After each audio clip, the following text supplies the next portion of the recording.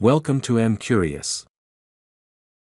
आखिरी चांद के उतरने के बाद से जो 20 जुलाई 1969 को हुआ था, नासा कभी भी चांद पर नहीं लौटा।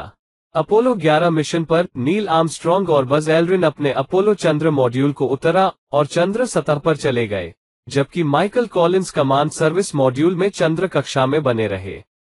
5 और अपोलो मिशन भी चंद्रमा पर उतरे। अंतिम अपोलो मिशन अपोलो 17 था, दिसंबर 1972 में। इन 6 अंतिम अपोलो मिशनों में 12 लोग चंद्रमा पर चले। 1972 के बाद से नासा ने कभी भी चंद्रमा पर उतरने की योजना नहीं बनाई, लेकिन 40 वर्षों के बाद दिसंबर 2017 में नासा ने एक अंतर्राष्ट्रीय अभियान दल और एक स्थायी मानव की स्थापना करके चंद्रमा पर पहली महिला और रंग के पहले व्यक्ति को उतारने के कार्यक्रम की योजना बताई। आर्टेमिस नामक मिशन के तहत चंद्रमा पर उपस्थिति, चंद्र संसाधन के निष्कर्षण की नींव रखने और अंततः मंगल और उससे आगे के लिए क्रू मिशन बनाने की आशा के साथ नासा ने मिशन के लिए चंद्रमा की सतह पर नासा और वाणिज्यिक पेलोड पहुंचाने के लिए नई लैंडर तकनीक पेश करने के लिए CLPS वाणिज्यिक चंद्र पेलोड सेवाएं की स्थापना की।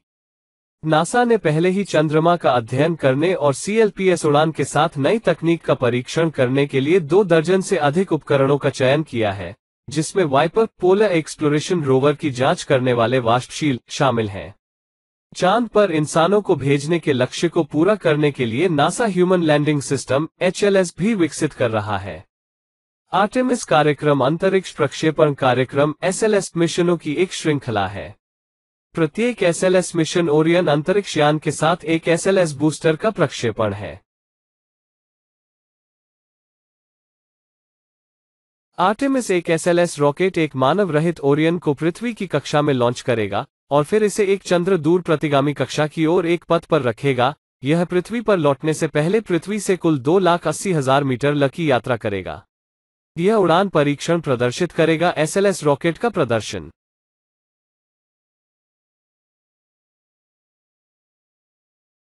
आर्टेमिस 2 चंद्र पर्यावरण के लिए 4 अंतरिक्ष यात्रियों के साथ SLS और ओरियन की पहली चालक दल की उड़ान होगी। यह 10 दिनों का मिशन होगा, जहां चालक दल एक संकर मुक्त वापसी प्रक्षेपवक्र में चंद्रमा के दूर की ओर से सबसे दूर की मानव यात्रा के लिए एक रिकॉर्ड स्थापित करेगा। 115 से 1800 मील की ऊंचाई पर एक प्रारंभिक प्रविष्टि कक्षा में पहुंचने के बाद यह अंतरिम क्रायोजेनिक प्रणोदन चरण ICPS के फायरिंग सिस्टम के समायोजन के साथ उस कक्षा में 90 मिनट तक चलेगा और फिर रॉकेट ICPS फायरिंग सिस्टम जोर प्रदान करेगा ओरियन को एक उच्च पृथ्वी की कक्षा HEO में बढ़ाने के लिए। यह 42 घंटे के लिए HEO में उड़ान भरेगा। HES ओरियन पहुंचने के बाद ICPS से अलग हो जाएगा। यह विस्फोट चरण पृथ्वी के वायुमंडल के माध्यम से अंतिम निपटान के रूप में उपयोग करेगा। ओरियन को HEO में डालने के लिए अधिकांश काम करने के बाद ओरियन सेवा मॉड्यूल अब अंतरिक्ष यान को चंद्रमा की ओर पथ पर लाने के लिए आवश्यक अंतिम धक्का प्रदान करता है। यह चालक दल को चंद्रमा के दूर की ओर 4 दिनों की यात्रा पर भेजेगा और फिर से वापसी के लिए 4 दिन का सफर।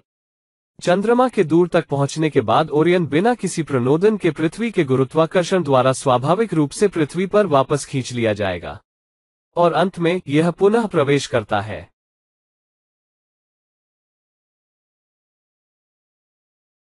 एक बार फिर ओरियन और उसके 4 दल चंद्रमा की यात्रा करेंगे, लेकिन इस बार चंद्रमा की सतह पर चलने वाली पहली महिला और अगले पुरुष को उतारने के लिए भविष्य की चंद्र लैंडिंग गेटवे का उपयोग करेगी। गेटवे PPE और हेलो का मॉड्यूल है, जिसे जमीन पर एकीकृत किया जाएगा और एक ही रॉकेट पर एक साथ लॉन्च किया जाएगा। यह एक स्टेजिंग पॉइंट के रूप में कार्य करेगा, जो अंतरिक्ष यात्रियों को एक ही बार में कई बार चंद्रमा की सतह पर उतरने की अनुमति देगा।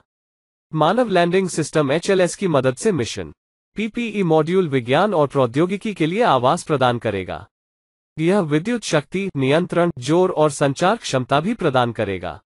गेटवे पर आने वाले अंतरिक्ष यात्रियों के लिए हेलो मॉड्यूल प्रारंभिक क्रू केबिन होगा। इसका प्राथमिक उद्देश्य चालक दल के लिए आवश्यक जीवन समर्थन की मूल बातें प्रदान करना होगा। चंद्र सतह पर उनकी यात्रा के लिए तैयार करना। यह कमांड, नियंत्रण और डेटा हैंडलिंग क्षमता, ऊर्जा भंडारण और बिजली वितरण प्रदान करेगा, थर्मल नियंत्रण, संचार और ट्रैकिंग क्षमताएं। साथ ही ओरियन अंतरिक्ष यान को बढ़ाने और चालक दल के सदस्यों का समर्थन करने के लिए पर्यावरण नियंत्रण और जीवन समर्थन प्रणाली इसमें आने वाले वाहनों और भविष्य के मॉड्यूल के साथ साथ विज्ञान और भंडारण के लिए जगह के लिए कई डॉकिंग बंदरगाह भी होंगे।